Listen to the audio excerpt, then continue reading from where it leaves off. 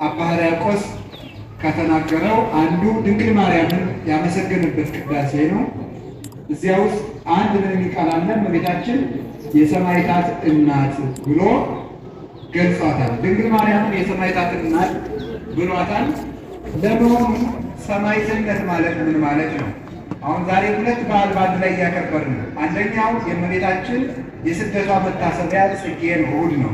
ሁለተኛው የቅዱስ ጊዮርጊስን ወርኃዊ መታሰቢያ በዓል እያከበርን ነው። ስለዚህ ሰማዕትነት ማለት ምን ማለት ነው? ሰማዕትነት ማለት ሰማዕት ማለት የግዕዝ ቃል ነው። ሰማዕት ማለት ምስክር ማለት ነው። እስኪ ምስክር በሉ። ሰማዕት ማለት ምን ማለት ነው? ምስክር ማለት ነው። አንድ ሰው ሰማዕት ተብሎ ለመጠራት የእግዚአብሔር ምስክር መሆን አለበት። ሰማዕታት ማለት የእግዚአብሔር ምስክሮች ማለት ነው። ሰማዕታት ብሎ ለአንድም ለብዙም ይሆናል። የእግዚአብሔር ምስክሮች ማለት ናቸው። ሰማዕታት ማለት የእግዚአብሔር ምስክሮች። ሰው ስለ እግዚአብሔር በብዙ መንገድ ምስክር ይሆናል። ልብ ብላችሁ ስሙ። በብዙ መንገድ መላእክት የእግዚአብሔር ምስክሮቹ ናቸው። በንጽህና በቅድስና እግዚአብሔርን ይመስሉታል። አቤል ለምሳሌ እግዚአብሔር ምስክር ነው። ምስክር የሚሆነው አንድ ሰው ለምሳሌ በመስጠት ምስክር የሚሆን ሰው አለ። አንድ ሰው ለጋስ ሆኖ ሲሰጥ የለጋስ ልጅ እንደሆነ የእግዚአብሔር የሰጭ ልጅ እንደሆነ ይመሰክራል። እግዚአብሔር ሰጭ እንደሆነ እሱም ደግሞ ሲሰጥ ይሄ ሰው እኮ ደግ የሆነ ፈጣሪ ደግ ቢሆን ነው። ይሄ ሰው ለጋስ የሆነ ፈጣሪው ለጋስ ቢሆን ነው። ይሄ ሰው ርኅሩኅ የሆነ እኮ ፈጣሪው ርኅሩኅ ቢሆን ነው ብሎ ለእግዚአብሔር ምስክር ይሆናል። የሚሰጥ ሰው የሚቀማ ሰው ደግሞ እግዚአብሔርን ቀማኛ ብሎ ያሰድበዋል። ይሄ ሰው ቀማኛ የሆነ እኮ አምላኩ ቀማኛነትን ቢወድ ነው ብሎ ያሰድበዋል። ወበእንቲአክሙ ይጸርፉ አሕዛብ ላይ ለስመ እግዚአብሔር ብሎ እንደተናገረ ሮሜ ምዕራፍ 2 ላይ ቅዱስ ጳውሎስ በእናንተ ምክንያት አሕዛብ የእግዚአብሔርን ስም ይሳደባሉ ይላል። ሰው ሲቀማ አምላካቸው ቅሚያ ይወዳል እንዴ ብለው ሰዎች ፈጣሪያችን እንዲሰድቡት እናደርጋለን። ስንሰጥ ደግሞ እግዚአብሔር ለጋስ ነው እንላለን። እውነት የሚፈርዱ ሰዎች እግዚአብሔር ቅን ዳኛ መሆኑን ይመሰክሩለታል። ለምሳሌ ታውቃላችሁ፣ ዳንኤል ማለት እግዚአብሔር ዳኛ ነው ማለት ነው። አንዲት ሴት በሐሰት ተከሳ የሀገሩ ሰው በሙሉ ተሰብስቦ በድንጋይ ሊወግራት ሲሄድ ሶስት የሐሰት ምስክሮች ተነስተው እንዲህ ስታደርግ አግኝተናታል ብለው ሕዝቡ በሙሉ በድንጋይ ሊወግራት ወደ መወገሪያው ቦታ እጅጓን አስረው ይዘው ሲሄዱ ዳንኤል ምን አለ? አይ እኔ ከዚህ ሴት ደም ንጹሕ ነኝ አለ። ለምን ሲባል መጀመሪያ መጠየቅ አለብኝ። ምስክሮቹን ሶስቱን አንተን ይህች ሴት ኃጢአት ስትሰራ ያያት ምን ላይ ነው አለ። አንደኛው ከሾላ ዛፍ ስር አለ፣ አንደኛው ከሌላ ዛፍ ስር አለ። ለያይቶ ጠየቃቸውና የተለያየ ቃል በመናገራቸው እነሆ ሐሰት ተናግሯቸዋልና እግዚአብሔር ይቀስፋቸዋል። እነዚያን የሐሰት ምስክሮች መልአክ መጥቶ ሰነጠቃቸው። ዳንኤል ለዚያ ሀገር ለፈረደባት አንዲት ሴት በመቆም እውነትን የእግዚአብሔርን ዳኝነት፣ ፈታሂነት፣ ፈራጅነት ገለጸ። እውነት የሚፈርዱ ሰዎች የእግዚአብሔርን ቅን ፈራጅነት ይመሰክራሉ። ንጹህ ሰዎች የእግዚአብሔርን ንጽህና ይመሰክራሉ። እነዚህ ሰዎች እኮ ንጹህ የሆኑ ፈጣሪያቸው ንጹህ ቢሆን ነው። እግዚአብሔር ንጽህና ስለሚወድ ነው። ርኅራኄ የሚያደርጉ ሰዎች ይህን ይመሰክራሉ። ቅን ሰዎች እግዚአብሔር ቅን እንደሆነ ይመሰክራሉ። ሰውን ወጥተው ወርደው ደክመው አቀበት ወጥተው ቁልቁለት ወርደው ተሰድበው ተነቅፈው የተጣሉ ሰዎችን የሚያስታርቁ ሰዎች እውነተኛውን ሊቀ ካህናት ኢየሱስ ክርስቶስን ይመስሉታል። ብሩይ ማእከለ እግዚአብሔር ወሰብ ብሎ ሆኖ መለኮት ዘአቡሁ ወትስብእት ዘዚአነ ይላል ቅዱስ ዮሐንስ አፈወርቅ። መለኮት የአባቱ ገንዘብ ነው፣ ሥጋ ደግሞ የእኛ ገንዘብ ነው። እንደ አባቱ ጌትነት አለው፣ እንደኛ ሰውነት አለ። ሰውነትን ከጌትነቱ ጋር አዋህዶ በሰውና በእግዚአብሔር መካከል ማለት ጌትነትንም ሰውነትን በተዋሕዶ ይዞ ተገኝቶ ከአባቱ ጋር ታራቂ ሆኖ እንደኛ ደግሞ አስታራቂ ሆኖ የእኛን ሥጋ ይዞ ዛሬ ረገላሙ ክርስቶስ ጣነው መሥዋዕተ ስሙረ ራሱን ለአባቱ የተወደደ መሥዋዕት አድርጎ በማቅረብ ዓለምን ከራሱ ጋር ያስታረቀ እግዚአብሔር አብ እግዚአብሔር መንፈስ ቅዱስ በእሱ ህልዋን ነው። ዓለምን ይታረቁ ነበር። ወተዋለደ እግዚአብሔር ሁሉ ዓለመ በወልዱ እግዚአብሔር በልጁ በኢየሱስ ክርስቶስ ዓለምን ከራሱ ጋር አስታረቀ እንዳለ ቅዱስ ጳውሎስ ሰውን የሚያስታርቁ ሰዎች ኢየሱስ ክርስቶስን ይመስላል። ሰውን የሚያስታርቁ ሰዎች፣ ትሁት ሰዎች ሰው በትሕትናው ክርስቶስን ይመስላሉ። የሰው ገመና የሚሸፍኑ ሰዎች ክርስቶስን ይመስላሉ። የክርስቶስ ምስክሮች ናቸው። አንድ በገዳም የሚኖር አንድ መነኩሴ በዝሙት ሀሳብ ተፈትኖ አንዲት ሴት ጋር ችግር ይፈጥር ነበር። በገዳሙ ያሉ መነኮሳት ደግሞ ያንን ነው ያውቁበት ነበር። ለአባ መቃርስ ሲለው ከገዳሙ ሴት እያመጣ ነው ብለው ነገሩ። ታው ሂዱ ዝም ብላችሁ የራሳችሁን ኑሮ መሰጥራችሁ፣ በሌላ ቀን አሁን አለችን ልገብታለች ናኒ ብለው ይዘው ሄዱ። አበምዴ አባ መቃርስ ይዘው ሲሄዱ ያ ሰው ያችን ሴት ቅርጫት ደፋበት። አባ መቃርስ ከዚያ መነኩሴ ቤት ገባና ከቅርጫቱ ላይ ተቀምጦ ሌሎችን መነኮሳት እናንተ ውሸታሞች የታለች ያችን ሴት አላቸው። እሱ በቅድስና ከቅርጫቱ ስር እንዳለች ያውቅ ነበር። ከዛ በኋላ እነሱ ወጥተው ከሄዱ በኋላ ልጄ እግዚአብሔር ሳይፈርድብህ አንተ በራስህ ላይ ፈርዳል። አባቴ ከተቀመጥክበት ቅርጫት ስር እሷ አለች ይቅር በለኝ ብሎ ንስሐ ሰጠው። ንስሐ ሰጥቶት ወጥቶ ሲሄድ እንጨቶችና ድንጋዮች እየተከተሉ መቃርስ ሆነ ከማምላኩ መቃርስ አምላኩን መሰለ እያሉ እያጨበጨቡ ነበር።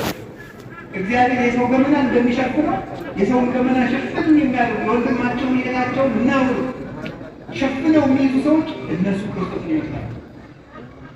ራሳቸውን ሽጠው ድሃ ሆነው የራሳቸውን ገንዘብ ጦም አድረው ድሃውን ከረሃብ ነፃ የሚያወጡ ከልብሳቸው ቀደው ከሚለብሱት ቆርሰው አጉርሰው ሰውን ካለበት ችግር ነፃ ምዝዝ አድርገው የሚያወጡ ሰዎች እነዚህ ክርስቶስን ይመስላሉ። አንድ ሰው አንጢራኖስ የሚባል ባለጸጋ ነበረ። ንፉግ ነው በጣም እና አንድ ድሃ ድሆች ተሰብስበው ሲያወሩ እኔ ከአንጢራኖስ ቤት እጄ ምሳ በልቼ ብመጣ ምን ትከፍሉኛላችሁ? አይሰጥም ይሰጠኛል እንወራሉ ቢሄዱ ሲበላ ደረሰበት። አሁን ዳቦ እየበላ ነበር። እንዳይሰጠው ነደደው ርቦታል። ዝም እንዳይለው ጨነቀውና ወርሮ ግንባሩን አለ በዳቦ ገረም ዋን ዳቦ ግንባሩን ገመሰውና ደሙን አብሶ በላይታ ሌሊት በህልሙ ሙቶ አጋንንት ነፍሱን ወደ ሲኦል ይዘው ሲሄዱ መላእክት ደግሞ እየተከተሉ ይሄ ነፍስ ይህች ነፍስ የእኛ ናት እያሉ ይከተላሉ። እንደው ከዚህ ሰው ደግሞ ምን አላቸው? ምን ጽድቅ አለው ሰው ከናንተ ጋር አለዋል ደብድቧል እንዳትሞበታል አሉ። ይጠየቅ ድሃው ተባለ። ድሃው መጥቶ ሲጠይቅ ተማለም ዛት ገብተኒ አምስት ጊዜ ትናንት ያበላኸኝን ጌታ እዚህ አመጡ እንዲያሉ ትናንትና ደበደበህ እንጂ ያበላህ አሉ። ጌታው ቀኒ ደም ይጥላል አቤ ከረሃቡ የተነሳ ዱላ አልታወቀኝም ማለት በቃ የዚህ ሰው ገነት ትግባ ተብሎ ሲፈረድ በራእያ ሰው ለመደብደብ ብዬ የወረወርኩት ዳቦ ሰው አድርጎ ካጠጥቀማ ወልጄ ብሰጥ እንዴት ያለ ምሕረት ላገኝ ነው ብሎ ሙሉ ገንዘቡን ለድሃ ሰጥቶ አብሮ አጣብሮ ባዶ ሲቀር ሌሎች ለላይ ያላቆርጣቸው ተደፍተው ወዴት ሄዳላችሁ አላቸው። ከደስ ካልችላለ የሚመጣው አሁን ማጣበት ቀደም ብላችሁ መጣችኋል።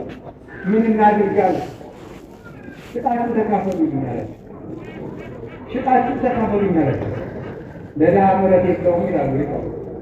30 ብር ሸጡትና ተካፈሉ።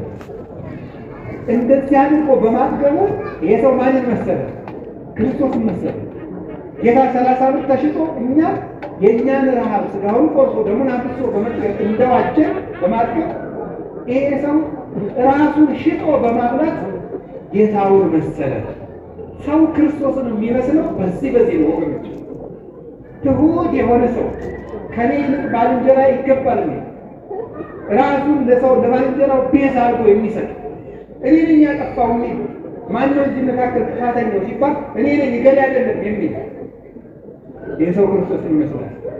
ስለዚህ ሰማዕትነት ማለት በስራ ለክርስቶስ መመስከር ነው። በስራ ለማን መመስከር ነው? ለክርስቶስ መመስከር ነው። ይሄ አንድ ነው። በስራችን ሰው ይታዘባቸዋል። እዚህ እናንተ በአጠቃላይ እዚህ የተሰበሰበው ሰማዕታት የክርስቶስ ሰማዕታት ነው። መስሪያ ቤት ሄዳችሁ ወረፋ ስትጠብቁ ሰው ይታዘባቸዋል። የክርስቶስ ምስክር መሆን አለባችሁ። አጭበርብራችሁ የሰው ወረፋ ስትወስዱ እናንተ የክርስቶስ ምስክሮች ናቸው። የሰይጣን የማንም ምትሆኑ የሰይጣን ሰው ትራንስፖርት በተጣበበበት መቀመጫ ተነስታችሁ ስታስቀምጡ የማን ምስክር ነው የምትሆኑ? የክርስቶስ ምስክር ነው። የትም ቦታ የክርስቶስ ምስክር ሰው መሆን ይችላል። ንጹህ መሆን አንዱ እሱ ነው። ሁለተኛው የክርስቶስ ምስክር መሆን ወይም ሰማዕትነት የሚባለው እውነት በጠፋበት ዓለም ብቻን ከእውነት ጋር መቆም። እስቲ ብቻን መቆም በሉ። እውነት በጠፋበት ዓለም በሙሉ ተጨልጦ ውሸታም ሲሆን ከእውነት ጋር መቆም ብቻ ነው። ልክ እንደ ዮሐንስ ወንጌላዊ ብቻን መቆም። 11 ደቀ መዛሙርት ሲበተኑ እሱ ብቻውን ከመስቀሉ ስር ነበር። ብቻውን ክርስቶስን ጥለው ሲበተኑ። ይሄ ነው ምስክር ማለት፣ ይሄ ነው ሰማዕትነት ማለት። እኔ ምን ላድርግ ሰው የሚያደርገውና ያደረግኩ ማለት አይቻልም።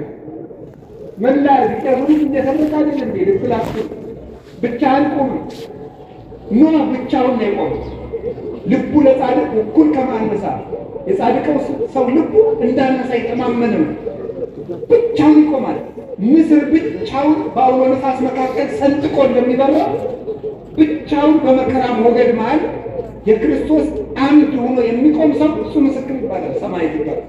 እንደዚህ በዚህ ዓመት ደግሞ ሲገረፉ፣ ሲሰቃዩ፣ ሲቸገሩ ካሉበት አቋም የማይለወጡ ሞት ሳይሰለቻቸው ሞት እነሱን የሚሰለቻቸው ግርፋት ሳይሰለቻቸው ገራፊዎች መግረፍ እስኪሰለቻቸው ድረስ የሚሰቃዩ ግን እውነትን በሙሉ ልባቸው የሚከተሉ ሰማዕታት ይባላሉ። የእግዚአብሔር ሰዎች ከእነዚህ ያሉ ቅዱስ ጊዮርጊስ ነው አንድ የእውነት ምስክር። ይገርማቸው ብቻውን እኮ ነው። ሰው ከአንድ ሰው ጋር ይታገላል። ሰው ከሰባ ንጉሥ ጋር ብቻውን ይታገላል። ሰባ ነገሥታትን ብቻውን ነው የታገላቸው። የታገላቸው ደግሞ ሰይፍ ታጥቆ አይደለም፣ ጋሻ ነጥቆ ዘገር ነቅንቆ አይደለም፣ እየሞተ ነው የታገላቸው። እየሞተ ለክርስቶስ ምስክር ነበር። በርኅራኄ ይመሰክር ነበር። ጠንቋይ ፈልገው ምን እናድርግ? ይሄ ጊዮርጊስ የሚባል ሰው ጠንቋይ ፈልገው መርዝ በጥብጠው ስራይ ደግሞበት የተለያየ የመርዝ ቅመሞችን በጥብጦ ሊሰጠው ሲል ምን አለ መሰላችሁ? ቅዱስ ጊዮርጊስ ያንን ጠንቋይ በታምር አሸንፎ ክርስቲያን እንደሚያደርገው ያውቅ ነበር። ልጄ ቶሎ መርዙን አጠጣኝ እባክህ፣ በአንተ ላይ ጸጋ እግዚአብሔርን አያታለሁና መርዙን አምጥቶ ሰጠው። ሲጠጣም የቅዱስ ጊዮርጊስ ፊት እንደ ፀሐይ ያበራ። ያን ጊዜ ያ ጠንቋይ እኔ በጊዮርጊስ አምላክ አምኛለሁ ብሎ ተመለሰ። ይሄ ምንድን ነው? የእውነት ምስክር። አያችሁ፣ ቅዱስ ጊዮርጊስ መርዝ ለሚበጠብጥለት ሰው ይራራለት ነበር። እኛ ብናውቅ ኖሮ ሰውን እንደም እንኳንስ እያወቅን ገምተን ሰው እንገላለን። መርዝ ለሚበጠብጥ ሰው መርዝ ያደርግለት ነበር ቅዱስ ጊዮርጊስ። ጥሩ ምስክር፣ ብቻውን የተጋደለ ግራ እግሩን ከቀኝ ግራ እግሩን ከግራ እጁ ጋር ቀኝ እግሩን ከቀኝ እግሩ ጋር ፈልጠው ለብቻ ያደረጉበት ቀን አለ። በመጥረቢያ እንደ እንጨት ለብቻው የፈለጡበት የተከተቱበት ቀን አለ። በመንኮራኩር የፈጩት ጊዜ አለ። ፈልጠው ስጋውን ከትክተው መሬት ቆፍረው ከመሬቱ ስራ አድርገው ደልድለው ቤት እስከ መስራት ደርሰው ነበር። የእውነት ምስክር ነው።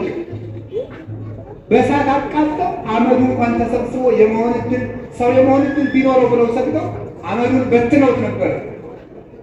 ከወታደሮቹ በኋላ ግን በክርስቶስ ኃይል ተሰብስቦ ተነስቶ እየተከተለ ይመጣ ነበር። ቅዱስ ጊዮርጊስ የእውነት ምስክር። ዘማዊት ሴት እንድታታልለው ከታሰረበት ቤት ተወስዶ ተሰጣ ነበረ። እሷንም መለሳት። ከንግሥቲቱ ጋር በአንድ ቤት ዘግተውት ነበር። ንግሥቲቱንም መለሳት። ከድሃ ቤት ዘግተውት ነበረ። ምንም ከሌለበት በረሃብ እንዲሞት ከስቃይ ጋር ምሰሶውን በማለምለም የክርስቶስን ጸጋ መሰከረ። የዳዊቱን መሶብ በእንጀራ ሞላው። እውሩን ልጇን ዓይኗን አበራለት። ዲዳውን አናገረላት። ሽባውን ደግሞ ለሌላ ቀን ቀጠረው። በሌላ ቀን እኔ በአጵሎን በጣዖቱ ላምን ነው ብሎ ሰው ሁሉ ተሰብስቦ በሄደበት ሰዎቹ ደስታ ሲሞቱ የገሊላው ጊዮርጊስ ሃይማኖቱን ሊክድ ነው፣ ሃይማኖቱን ሊክድ ነው፣ ሃይማኖቱን ሊክድ ነው እየተባለ ሰው ሁሉ ተሰብስቦ በቆመበት ያች ድሃም የሃይማኖት የመሪ ልትክድ ነው እያለች እያለቀሰች ሽባውን ልጇን አዝላ ስትመጣ ያንን ልጇን አንተ ልጅ እልሃለሁ በጌታ በኢየሱስ ክርስቶስ ስም በእግርህ ና አለው። ያ ሽባ ልጅ በእግሩ መጣ ተተርትሮ ድኖ። ሂድና እኔ እንኳን ለጣዖቱ ልሰጥ ጣዖቱን ጊዮርጊስ ይጠራል በለዋል። ሄደና ጣዖቱን ጊዮርጊስ ይጠራል አለ። አንድ ሕፃን ልጅ እያስከተለ ይዞት መጣ እንደ በግልገል እንኳን ሊሰገድለት ያ ጣዖት ማለት አንተ ምን ብለህ ነው አንተ ጣዖት ይሄንን ሰው የምታሳስት አለው። እኔ አይደለሁም ሰዎቹ የሚሰግዱልኝ እንዳታጠፋኝ እለምንሃለሁ አለው። አንተም ያደርክበትን እንጨት በጌታ በኢየሱስ ክርስቶስ ስም ወደ እንጦሮጦስ ወረዱ ብሎ ሲያዘው መሬት ተሰንጥቃ ጣዖቱን ዋጠችው። ያን ጊዜ ነገሥታትን ሁሉ ብቻውን ማረካቸው። ሳይዋጋ የማረከ ንጉሥ ነበር ቅዱስ ጊዮርጊስ።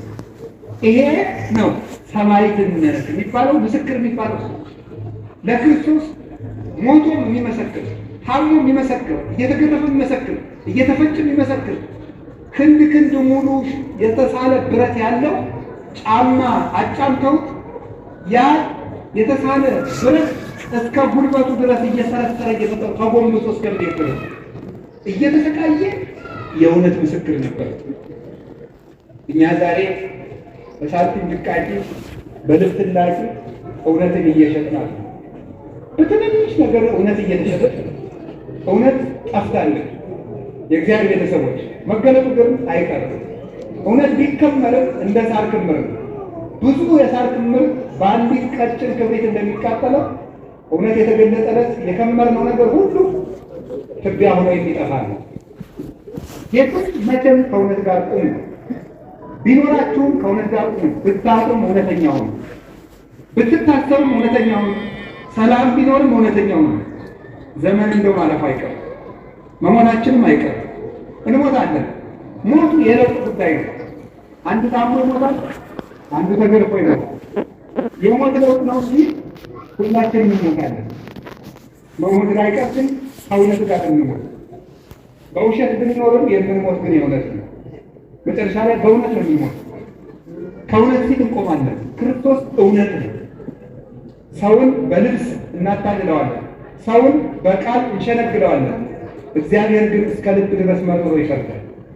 ወቀራንንቲሁ ሁኒ የሀትቶ ለጓለ እመሕያው፣ ቀራንንቲሁ ሁኒ የሀትቶ ለጓለ እመሕያው ማለት የእግዚአብሔር ሁለንተናው ፍርድ ነው ማለት ነው። ሰው አይኑ ይፈርዳል፣ ጆሮ ላይፈርድ ይችላል። አይኑ ጆሮ ቢፈርድ እጁ አይፈርድም። የእግዚአብሔር ግን ሁለንታ አካሉ ዳኛ ነው ማለት ነው። ቀራንንቲሁ ሁኒ ያለ ሁለንታ አካሉ እግዚአብሔር ዳኛ ነው። ሰው በዚህ እያየ በኋላው የሆነ ነገር ብትሉ አያችሁም። እግዚአብሔር ግን ኋላ፣ ጀርባ፣ ፊት፣ ቀኝ፣ ግራ የለውም። ሁለንተናው አይን ነው። ሁለንተናው እውቀት ነው። ሁለንተናው አይምሮ ነው። ከሰው የሸሸግነው ነገር ሁሉ በእግዚአብሔር ተገለጠ። ስለዚህ ሰማዕታት አንድ ነገር ነገራቸው የመጨረሻ ሰማዕት የሚባለው ብቻውን ከእውነት ጋር የቆምና ሃይማኖት በጠፋ ጊዜ የእግዚአብሔር ምስክር ከእግዚአብሔር በቀር አምላክ የለም። በጦር ብትወጉኝ፣ በሰይፍ ብትቆራርጡኝ፣ ለአንበሳ ብትጥሉኝ፣ ገደል ብትወረውሩኝ፣ ባህር ውስጥ ብታሰጥሙኝ፣ እንደወደዳችሁ ጸዋትወ መከራ እየለዋወጣችሁ ብታደርጉብኝ ከእግዚአብሔር በቀር እውነት የለም ብሎ የሚናገር ሰው ነው ሰማዕት ይባላል። እንዲሁ ነው የሚቆም ብቻው። አንበሳን የተራበ አንበሳ ፈተው ሲለቁበት እንደ ቅዱስ አግናጢዎስ እንደውም ምዕመናን ተሰብስበው ቅዱስ አግናጢዎስን ለተራበ አንበሶች ሊጠሉት ሲሉ ምዕመናን ተሰብስበው መምህራችን ጥቂት ተደብቀን ቆይ እባክህ ልታስተምረን አሉ። ምን አላቸው? ተውኝ እባካችሁ፣ ወደ ጌታዬ ከመሄድበት መንገድ ላይ አትቁሙብኝ አላቸው። ወደ ሞቱን እኮ ነው እንደዛ የሚለው። እንዲያውም ማለት የአንበሶቹ ጥርስ ወፍጮ ይሁንና ተፈጭቼ እንደ ንጹህ ስንዴ ለጌታዬ ለኢየሱስ ክርስቶስ መስዋዕት ሆነዋል። የአንበሶችን ጥርስ ወፍጮ ይፍጨኛል። እንዲህ የሚሉ ናቸው ሰማዕታት የሚባሉት ነው። ደስ እያላቸው ቅዱስ ጊዮርጊስ የሞቱን ደብዳቤ ይዞ ሲሄድ ሰርግ እንደተጠራ ሰው ደስ እያለው ነው የሚሄድ። ደስ እያለው ሊሞት ይሄዳል። እነዚህ ሰማዕታት ለምንድን ነው አንድ ነገር ልንገራቸው ማስተላለፍ የፈለጉት? እግዚአብሔር ሁሉ ሲል ኃይል ገናንነት ጉልበት የሱ እግዚአብሔር መሳሪያ ሳይነዝ ዓለምን ጭጭ የሚያደርጉበት የዝምታ ኃይል አለ።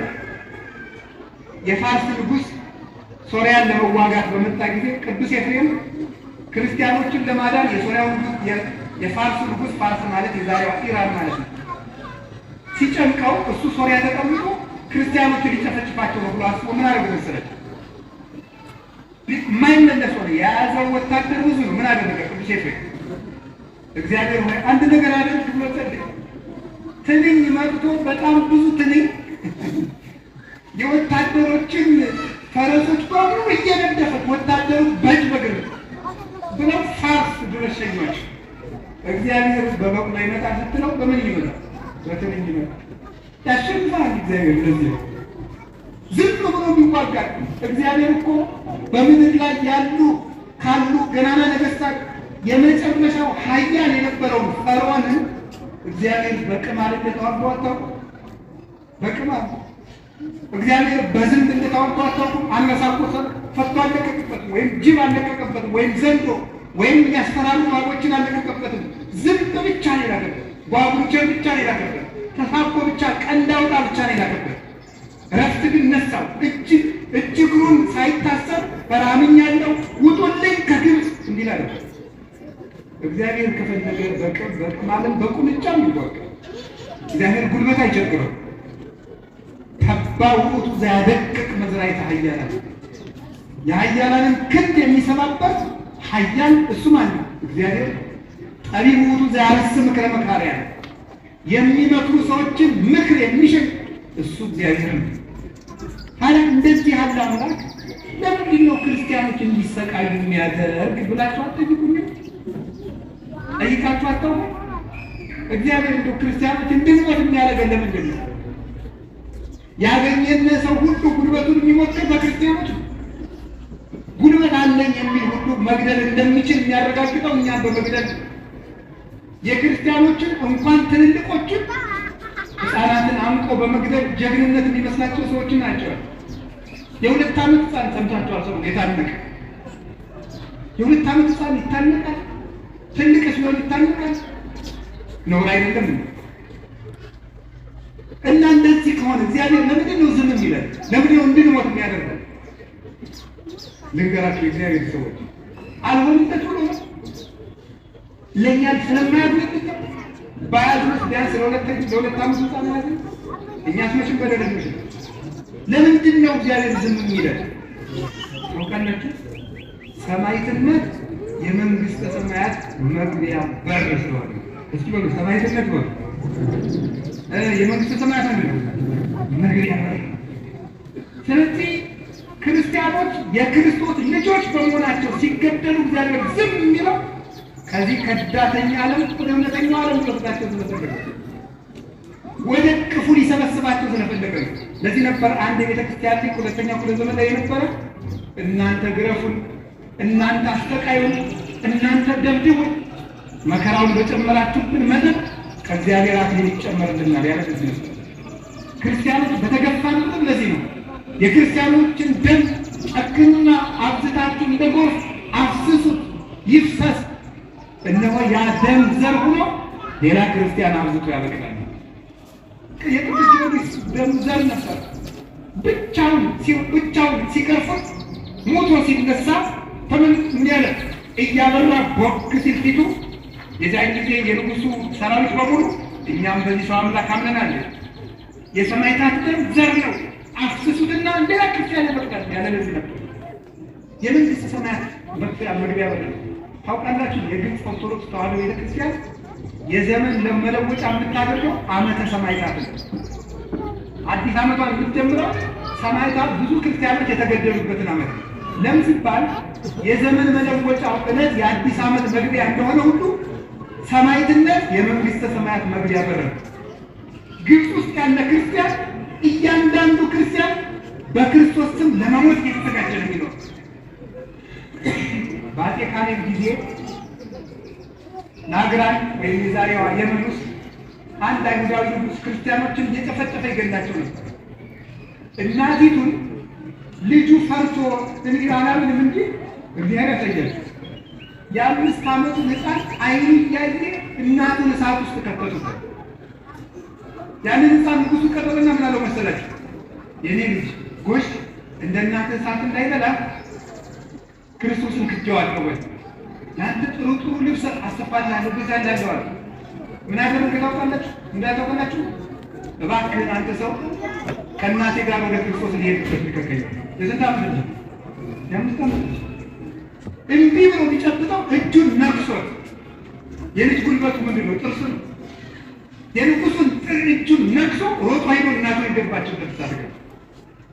እንዲህ ያለው የታገሉ ሰማዕትነትን ክርስቶስ ዝም የሚለው ክርስቲያኖች ሲታረዱ እንደበግ ሕፃናት ሲቀሉ ያደረግናቸው ዝም የሚለው ለምንድን ነው? የመንግስት ሰማያት መግቢያ በር ነው። ሰርግ ነው። ለቤተ ክርስቲያን የልጆቿ ነው። ሰርጓ ነው። አትሸነፍም። እርግጠኛ ሆኜ ነው የምነግራቸው። እንዲያው ቤተ ክርስቲያንን እየጨረሳት ያለ የልጆቿ ኃጢአት እየጨረሰም ያለ የእኛ መበላላት ነው እንጂ የሌሎቹ ሳይንስ ክርስቲያንን አይጨርሰውም። የሚጨርሰን የእኛ ነውር ነው የሚጨርሰው። ነውራችን ግን ይጨርሳል።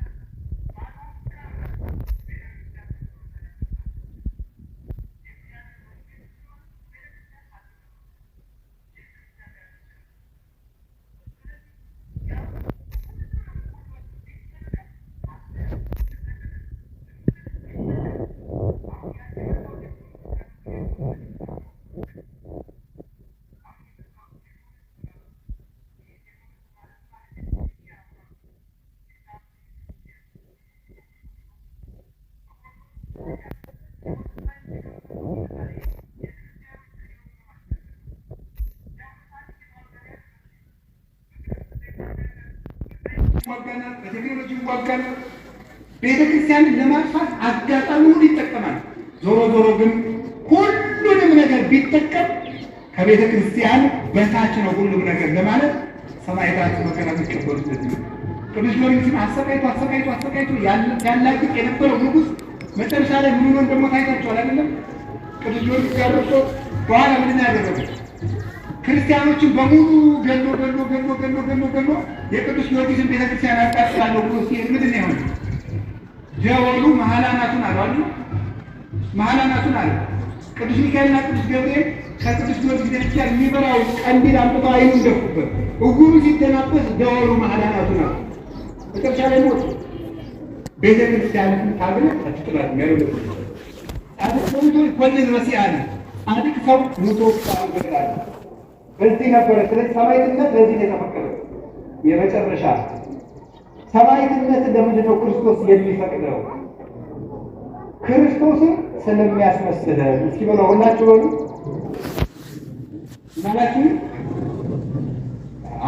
ስለዚህ ምንድን ነው የሚለው ቅዱስ ጳውሎስ እንዲህ ይላል፣ እኔ ቢቻለኝ ክርስቶስን በሞቱ እንኳን ልመስለው እፈልጋለሁ። አንድ ጊዜ ሁላችሁ በሉ እኔ በሉ ቢቻለኝ ጌታዬን በሞቱ ልመስለው በሉ። እስኪ በሉ አንድ ይድገሙ። እኔ በሉ ቢቻለኝ በሉ ጌታዬን በሞቱ ልመስለው ምን እላለሁ እፈልጋለሁ። እሱን መስለን ከሞትን እሱን መስለን ምን እንላለን? እንነሳለን። እንከማ አረይነ ሕማመ ምስሌሁ ከማሁ ንገር ሊከብረ ምስሌሁ። እሱን በመከራ ከመሰለው በክብር እንመስለዋለን። ወለስተይኩ በኩሉ ከመ እዳው። ቅዱስ ጳውሎስ ምንም ነገር ብታቀርብልኝ ለእኔ እንደ ምናምንቴ እቆጥረዋለሁ አለ። ምን ታተርፋለህ ትሉኝ እንደሆነ አለ ሹመትን ማምጣልኝ፣ ሀብትን ማምጣልኝ፣ ንብረትን ማምጣልኝ፣ እውቀትን ዝናን ማምጣልኝ ለእኔ ሁሉ ነገር ምናምንቴ ነው አለ። ለምን ምን ታተርፋለህ? በሆነ ክርስቶስ እኔ ክርስቶስን ትርፍ አደርጋለሁ ሲሆን ክርስቶስን በ ስለዚህ ሀብታችን እናጣለን፣ ቤት እናጣለን፣ ቦታችን እነጠቃለን። ቀጥለን እጃችንን እንቆረጣለን፣ ዓይናችን ይወጣል፣ እግራችን ይቆረጣል፣ ሰውነታችን ይሰነጠቃል። መጨረሻ ላይ ማንን እናተርፋለን? ክርስቶስን። እዩትማ ቅድም እንደነገርኳችሁ ነው። ቅዱስ ጊዮርጊስን በመንኮራኩር ፈጭተው አቃጠሉና አመዱን ዘሩ። ጊዮርጊስ የሚባል አሰረት እስቲ አቃጠሉ፣ ተፈጨ፣ ተዘራ። አሁን እጁ ቀርቷል፣ ዓይኑ ቀርቷል፣ ጆሮ ቀርቷል፣ ልቡ ቀርቷል። ምን አካል ቀርቶታል? ምንም። አቃጥለው ዘርተው ሲመለሱ ጌታ አነሳው። በኋላ እየተከተል የኋላቸው እየተከተል አብረን እንሂድ እያላቸው መጣ። ማና አንተ? ጊዮርጊስ። ቅድም የዘራችሁን ጊዮርጊስ ቅድም አልበተንም እንዴ? እናንተ በተናችሁ፣ አምላክ የሰበሰበኝ። ይኸው እጃችን እግራችን እንኳን ቢያልቅ መጨረሻ ላይ ግን ክርስቶስ ከቀረን ችግር የለም። ብቻ እሱን እናትርፍ። ሁሉን ነገር እንጣው። ወዳጅን ባድን ይካደር። መድኃኒዓለም ካለ ሁሉ ይመጣል። አያችሁ፣ ቅዱስ ጊዮርጊስ ብቻውን ነበር የለፋ። ክርስቶስን ስላተረፈ ግን ይሄ ሁሉ ማንም ብሎ ተሰበሰበ። እስኪ ጊዮርጊስን በሉ እንጂ ብቻውን ለፋ። አሁን ግን ስንት ሰው ተሰብስቧል? ሁላ ጊዮርጊስ ቤተክርስቲያን ባለበት እልፍ። አያችሁ፣ ሰማዕትነት ብቻን ሙቶ እልፍ ዘመድ የሚያበጁበት ነው። ሰራዊተ መላእክት ይዘምሩለታል። ሥላሴ ዓለምን እንዲያዩ በክብር ይቀበሉታል። ይህንን ለማትረፍ ነው። ከክርስቶስ ጋር መኖር እንዴት መልካም ነው! በዓለም ላይ ተመችቶ ከመኖር ከክርስቶስ ጋር መታሰር እንኳን ይሻላል። እንዲህ ይላል ቅዱስ ጳውሎስ። አሁን እናንተ በሞት እንደው የሆነ ጊዜ ታስራችሁ ብትፈቱ ደብዳቤ ብትጽፉ ለውድ ወንድሜ ለአቶ ገሌ ከእስረኛው ከገሌ ብላችሁ ትጽፋላችሁ። ከተፈታችሁ በኋላ ከእስረኛው ከገሌ የተጻፈ ደብዳቤ ትላላችሁ። እንዲሁም ታስረ ነበር ብላችሁ የሆነ ሰው አዎ ምምቶች አይደለም አትፈልጉትም። ያለ የሆነ የሚወረመ እንደዚያ ነው የሚባል። እስረኛ ሆነ ይባላል አይባልም። ቅዱስ ጳውሎስ ግን ሲጽፍ እንዳልታውቃላችሁ ጳውሎስ ሙቁሁ ለእግዚአብሔር የክርስቶስ እስረኛ ጳውሎስ ይላል። ደብዳቤ ሲጽፍ መልእክት ሲጽፍ እስረኛው ጳውሎስ ይላል እና ቅዱስ ዮሐንስ አፈወርቅ ይሄ ሰው እንዴት ነው በሰንሰለቱ የሚመካ ይላል። ምክንያቱም ማለት በዓለም ላይ ካሉ የክብር ዘውዶች ይልቅ ለክርስቶስ ሲሉ የታሰሩበት ሰንሰለት ከዘውድ ይበልጣል። ለክርስቶስ ሲሉ የታሰሩበት ሰንሰለት ዛሬ ታውቃላችሁ።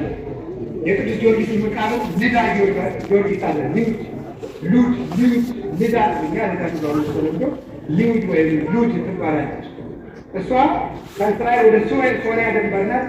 እኔም በእግዚአብሔር ወልኝ 3 ጊዜ ያህል መቃብር ናቸው ሄድና ዛሬ እሱ የታሰረበትን ሰንሰለት ክርስቲያኖች እየሄዱ በአንገታቸው ያስሩታል። ጊዮርጊስ ወይ አንተ ለክርስቶስ ሲል የታሰርክበት ሰንሰለት ነው፣ እኔ ደግሞ የኃጢአት ሰንሰለት ተበጥሶ እንዳንተ በክርስቶስ የፍቅር ሰንሰለት ለመታሰር አብቃኝ እያሉ ክርስቲያኖች ሁሉ በአንገታቸው ያስራሉ። አንዳንዱ ፎቶ ይነሳበታል። እኔም ተነስቻለሁ ወጉ ድረስ ግን መጀመሪያ ግን ፎቶ ልነሳ አይደለም ያደረኩት ሄጄ ነበር ለማለት ነው እንጂ መጀመሪያ ቅዱስ ጊዮርጊስ እርዳይ ብዬ ሰው ጎብኝቶ እስከሚጨርስ አንገቴ ላይ አድርጌ ኦፍጦ ረድኤት ነው የደገሙት። መጨረሻ ላይ ደግሞ እንደ ሰው ፎቶ ተነስቻለሁ። አይታችሁ ያ ሰንሰለት ዛሬ የእነዚያ ሰዎች ዘውዳቸው የለ፣ ታዲያስ ዙፋናቸው የለ፣ የወርቅ ካባቸው የለ፣ የወርቅ ዘንጋቸው የለ፣ ምናቸው የለ። የጊዮርጊስ ግን ሰንሰለቱ እንኳን ሰው እየሰገደለታል። ለምን? ያ ሰንሰለት ለክርስቶስ ነው የታሰረበት ሰንሰለት ስለሆነ በዓለም ላይ ከመሾም ይልቅ ለክርስቶስ እጅና እግር ጥፍግን ተደርጎ የታሰረበት ሰንሰለት እንኳን በክብር ይቀመጣል። ዛሬ ያ ሰንሰለት ይገርማችኋል፣ እውር ያበራል። ያ ሰንሰለት ሆድ ቁርጠት ይፈውሳል፣ መካኖችን ያስወልዳል፣ ታምራት ያደርጋል። ያ ሰንሰለት ለምን? ዝም ብሎ ገመድ አይደለማ፣ የክርስቶስን ስም የተሸከመ ሰንሰለት ነው። ክርስቶስን ስም ተሸክሞ የታሰረበት ሰንሰለት ክብር ነው። ለእግዚአብሔር ብላችሁ የተዋረዱት ውርደት የዘላለም ክብር ያመጣላችኋል። ይሄን ስለሆነ ነው ጌታችን ኢየሱስ ከሞቱ ሊያሳትፈን፣ ሞቱን ሊያቀምሰን፣ እኔን መስላችሁ ሙታችሁ እንደኔ ክብር ይኖራችሁ ለማለት ሲፈልግ ጥቂት አሳንሶ ብዙ ሊያከብረን ስለፈለገ እስመ እግዚአብሔር ዶቱ ስብሐት ወይም ታምዘት ዛት ወይም ተምዛት ጸጋው ያበዋለ ነፍስ ተኩል ጻይረን እንዳለ በልብ መታሰቡ በቃል መነገሩ ስሙ ከፍ ከፍ ይበልና እግዚአብሔር ብዙ ጸጋ ለመስጠት ብሎ የጻድቃንን ሰውነት ወደ ብዙ ጸዋታው መከራ ያስገባታል። ያለ ማለታት ለዚህ ነበር። ስለዚህ እግዚአብሔር ለምን ነው የምታሰቃይ? ሁላችሁ ጌታዬ ዝክር ዘክራለሁ፣ አስቀድሳለሁ፣ የሰው ክፉ አይደለሁም፣ ለምን ነው ህይወት የውጣ ወረድ የተመላ የሆነው ብትሉ እንዲህ ነው እንዲበሉ ሊመልስላችሁ። ልጄ ከመከራ ላሳትፍ ብዬ ነው። ልጄ ከመከራ እንድትሳተፊ ነው። መስቀልን እንድትሳተፉ እኮ ነው። ዓርብ አብራችሁን ዋሉና እሁድ እኮ እንደኔ ብርሃን ለብሳችሁ እንድትነሱ ብዬ ነው ብሎ ነገር ነው። ለዚያ ነው እንጂ እግዚአብሔር ልጆቹ ላይ ነው ክርስቲያኖች ስንታረድ ደስ ብሎት እንዳይመስላችሁ። ግን አያችሁ ይኸውላችሁ አባት እኮ ልጁን የሚያስተምረዋል ታውቃላችሁ። ድሮ የከተማ ልጅ ያለው እኛ ግን ገጠር ስናል አባቶቻችን ይተኙና እግራቸውን ወደ ላይ ሰቅለው ከእግራቸው ጋር እያታገሉ ትግል ያስተምሩ። ሰው እንድንደባደብ ብለው አይደለም፣ አውሬ ሊገጥመን ታግለን እንድንጠብረው። አውሬ ቢገጥመን በገጠር እኮ ነብር ታግሎ የሚጥል ሰው አለ። ዛሬ ከተማ ከተማውን ተው እንኳን ነብር ድመቱ ትበታ የእናንተን ተውት ብላችሁ። ምክንያቱም እናንተ እኮ ጠላት ሳይመጣባችሁ ሱሪያችሁን ቀድማችሁ አውልቃችኋል። እናንተ ዝቅ አድርገህ ስትታጠቅ ነው ነገሩ የቀረው። ስለዚህ እንደዚህ ያለ ልንገራችሁ፣ ሊቃውንት ያሉትን ነው። ለምንድን ነው ክርስቶስ ክርስቲያኖችን እንዳቅማቸው ጥቂት መከራ እንዲገጥማቸው የሚያደርግ ሲባል ዲያብሎስን የማሸነፍ ተጋድሎ እያለማመዳቸው ነው። ጥቂት ሰይጣንን ሲንቀው እኮ ነው። ሰይጣን ወይ ልብ በል እንኳን እኔ የኔ ልጆች እንኳን ያስጨንቀዋል ለማለት እኮ ነው። ጊዮርጊስ ሲጠራበት ይጨነቃል ሰይጣን። የኔን ልጆች እንኳን አንዱን አትችለው እንኳን መላእክትን ጨምሬበት እንኳን ሌሎችን ጨምሬ አንዱን ሰው ብቻውን ሰይጣን አትችለው። ሰይጣን እንደሆነ አንድ ሰው ጊዮርጊስን እንኳን አልቻለም ብቻውን ስንት ሰው ሰብስቦ። ይሄንን ለማስለመድ ነው ጌታ ብዙ መከራ እንዲደርስብን ያደረገ። በዚህ ሁሉ መከራ የረዳቻቸው ማናት? እመቤታችን። ስለዚህ እናታለን እስኪ የሰማዕታት እናት ነው። የሰማዕታት እናት ሁለት ነጥብ ብቻ ልጨምርና ትምህርት ቤተሰብ እስኪ ድገሙ። የሰማዕታት እናት ነው። የሰማዕታት እናት ድገሙ። የሰማዕታት እናት የመጀመሪያው ለምን ነው እመቤታችን የሰማዕታት እናት የምንላት? ድንግል ማርያም መጀመሪያ የሰማዕታት ክብራቸው ማን ነው? ኢየሱስ አክሊሎሙ ለሰማዕታት የሚባል ጌታ የሰማዕታት ክብራቸው ማለት ነው ክርስቶስ። ስለዚህ የሰማዕታት እናት የምትባለው ለምንድን ነው? የሰማዕታት ክብር የሆነ ጌታ የወለደችላቸው ማን ስለሆነች? እመቤታችን ነው። እሷ ባትወልደው ኖሮ በማን ስም ያሸንፋል? ክርስቶስ እኮ ያለ ቃል አይደለም። እንዲህ ለሚሆን ትስብእት በለቃለ እግዚአብሔር ክርስቶስ ዘእንበለ ትስብእት ወይለ ትስብእት ዘእንበለ ቃል። ቃል ብቻውን ክርስቶስ አይባልም። ሥጋ ብቻውን ክርስቶስ አይባልም። ክርስቶስ የሚል ስም የመጣ እኮ ቃል ከድንግል ማርያም ሥጋን ስለተዋሃደ ነው። ይህን ስም ተሸክመው ነበረ ሰይፉን ያሸነፉ። ይህን ስም ተሸክመው ነው እሳት ገብቶ የወጡ። ይህን ስም ተሸክመው ነው ከአንበሳ ጉሮሮ ገብቶ የወጡ። ይህ ስም ደግሞ የመጣ ከድንግል ማርያም ሥጋን ለብሶ ነው። ስለዚህ ድንግል ማርያም ወላዲተ ሃይማኖት ነው። የምናምነውን አምላክ ነው የወለደችው። ከዚህ የተነሳ ሰማዕታት ተጋድለው የሚያሸንፉበት ኃይል ተስፋ ትንሣኤያቸውን የወለደችላቸው ምን ይላቸው? ሰያሜሆሙ ለካህናት ተስፋ መነኮሳት አክሊሎሙ ለሰማዕታት። የሰማዕታት አክሊል የመነኮሳት ተስፋ፣ የካህናት ሰያሜያቸው፣ አክባሪያቸው፣ ሿሚያቸው ክርስቶስ ከእሷ ስለተወለደ ነው። ሰያሜሆሙ ለካህናት ቄሱ ቢቀድስ ሊቃነ ጳጳሳት ደራርበው ቢባርኩ ክርስቶስ ከድንግል ማርያም ስለተወለደ። ካህናት ካባ ለብሰው የሚባርኩት የሚያምባቸው ዲያቆናቱ እንደ ሱራፌ መልአክ ለብሰው የሚፈጥኑት ክርስቶስ ስለተወለደላቸው። መነኮሳት በገዳም ለክብር የሚጠጡት ክርስቶስ ስለተወለደላቸው። እነ ጊዮርጊስ፣ እነ መርቆሬዎስ፣ እነ ቅዱስ ጊዮርጊስ፣ እነ ቅዱስ መርቆሬዎስ፣ እነ ቅዱስ መርመናን፣ እነ ቅዱስ ፊቅጦር፣ እነ ቅዱስ ፋሲለደስ ከዲያብሎስ ጋር ግብ ገጥሞ በሚያልፍ ሥጋ በሚፈርስ ሥጋ የማይጠፋውን ሰይጣን ያሸነፉት ክርስቶስ ከድንግል ማርያም ስለተወለደ። ከዚህ የተነሳ እመሙ ለሰማዕታት። ሁለተኛ ሰማዕትነትን ጀምራ የሰጠችን ናት። የሰማዕትነት ጀማሪ የአዲስ ኪዳን የመጀመሪያይቱ ሰማዕት ማን ናት? ድንግል ማርያም። በንጽሕናዋ የእግዚአብሔር ምስክር የሆነች ድንግልም እናትም ሁና የተዋሕዶ ምስክር የሆነች ያለ አባት ወልዳ ለአብ ምስክር የሆነችው ረቂቅ በሆነ አኗኗሯ ለመንፈስ ቅዱስ ምስክር የሆነች መጨረሻስ ምን ያደረገች ናት? እመቤታችን በስደት ሰማዕትነትን የጀመረች እሷ ናት።